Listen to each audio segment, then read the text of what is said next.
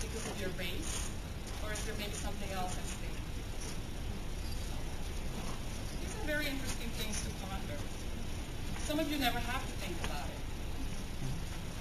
So at this point, I'm going to go ahead and give you a few definitions, explanations of what the differences between race and ethnicity. Some people just assume that race is something that is all biological. But when you really think about the definition of race, it then becomes clear that it's a social construct. Because biologically speaking, some of the characteristics may overlap. And we put people in some groups that seem like they're alike. We put other people in other groups that have not much in common, but they're still in the same racial category. So I will talk about racism, prejudice, ethnocentrism, and discrimination as well. I'll go back to the slide in a few minutes, but I want to show you this picture. See if you can help me identify who is who. What kind of couple is that? Top left. Interracial couple? Biracial? Indian? Bing, bing, bing, bing, bing. You got it right. They're Indian. They're of East Indian descent. And what category of race would that put them in? Asian. Okay? What is the person next to that couple? Little girl, black and white picture. White, Caucasian. Okay? What about this person on the left down here? Native American. Native American, Miccosukee. Well, the proper category would have been Native American. What about this person here? Black. She said a sister. So she would be black. What about the guy over there? Chinese? Japanese? Asian? Asian is correct. Taiwanese. A lot of people wouldn't even have guessed that, because if you look like that and you have slanted eyes, then automatically you're Chinese, you're a Chinaman.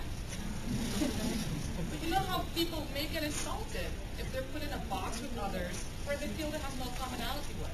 So now we're boxing people together because we've decided there's a category of race, and that category must be based on biological characteristics. Now how can that person be Asian and that person be Asian and they look completely different? I have seen many Indians who are my skin color or darker. They're Asian. What do they have in common with the Asian person over there, other than the fact that they're in a similar geographic area? So that's where you see that race and the definition of race can get very confusing. Now I'll go back to my other slide. So what's the difference between race and ethnicity? Race would be something that most people perceive to be a biological construct. Ethnicity definitely has to do with your cultural background. So you could have a person from, for example, Brazil, and the person is white. Are they white or are they Brazilian? What is their race and what is their ethnicity? What's their race? White. What's their ethnicity? Brazilian. Brazilian. So now you know what the difference is between the two. You could have a black person from Brazil. That person, their ethnicity would also be Brazilian, and their race would be black. But it gets a little tricky. Because I remember when I first came to the United States, 20 years ago, from Suriname, in South America, way down yonder, I had to check a box. What's your race? And I was a little confused, to be honest, because first of all, I wasn't necessarily labeled as a black person where I came from. There was a class difference that was more dominant than a racial difference. But then I looked at the sheet and it said black/African American, and I'm like, I'm not African and I'm not American. What's the language barrier too? Because really my native language is Dutch. I didn't know what I was reading there. I said, African? No, that's not me. American? No. So I checked others for a couple of years until I realized that they meant black. So when you think about it, it gets a little confusing. Now, racism is when there is behavior where people are using their privilege, as Dr. Bernhardt just discussed, to discriminate against others because of the color of their skin. Racism also includes ethnicity issues where people may be discriminated against because of the color of their skin or because of their ethnicity. Now, all of us have thoughts in our mind that may be negative about other people, about groups of people. And those thoughts are prejudice. All of us have prejudiced thoughts at one point or another. Maybe not necessarily about a person's race, but it could be about religion. It could be about anything. There's nobody in this room that could say that, no, I'm not prejudiced. There's no one. Is there anyone? No one. So when you have thoughts of superiority, where you feel that your group is better than another group, then you're dealing with what's called ethnocentrism. And ethnocentrism can be pretty dangerous, because an ethnocentric thought will basically say that my group is better than yours, and therefore you should probably change your ways so you can be more like me. So now I'm a professor standing in front of you, and some of you may think, oh, she doesn't sound black. Well, what do I sound like? Caribbean? Yes, perhaps. You know how many times I've heard I don't sound black, maybe I'm not black enough? Should I be blacker? Should I potentially change my accent a little bit so I can adhere to the standards? Or am I now on the right path because I'm starting to sound a little white? So now I'm starting to feel like the dominant group, and isn't that where we all should be? Should I start to act a little more white so that I can fit in with the rest of the group and get the rest of the privileges that everybody else has? So discrimination and prejudice differ in that discrimination is the act where you actually do something with your thoughts, and you would physically actually perhaps discriminate, or you would adhere to policies that may have been set up by society. There's a big difference between individual discrimination and institutional discrimination.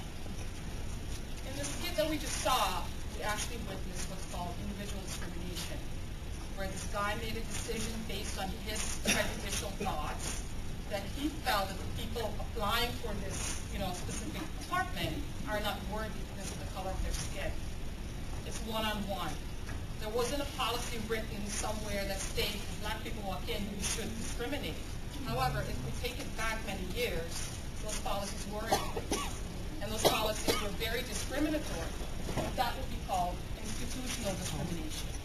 There are still policies in place today that are discriminatory. So if you, for example, are gay and you're in the military and you say, oh, I'm gay, you will be discharged, because there is what's called a don't ask, don't tell policy that states that if you're gay, you better hush up, don't open your mouth, because you will be discharged. Even if I'm gay and I'm going to the gay parade on my own time, and somebody sees me walking in the parade waving my flags, guess what? I will be discharged.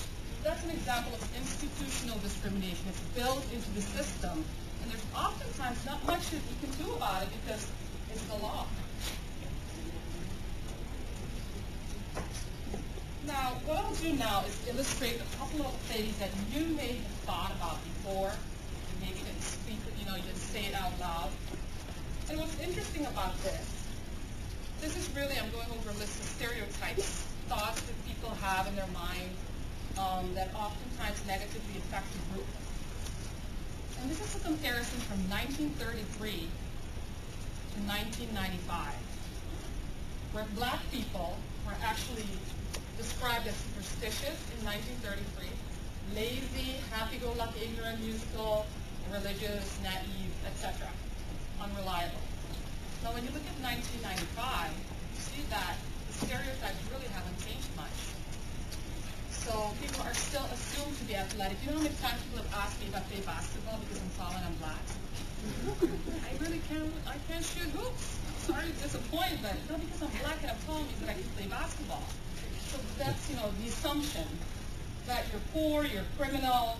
People are oftentimes a little bit reluctant to hire those who are of color because of the idea that that person may be criminal.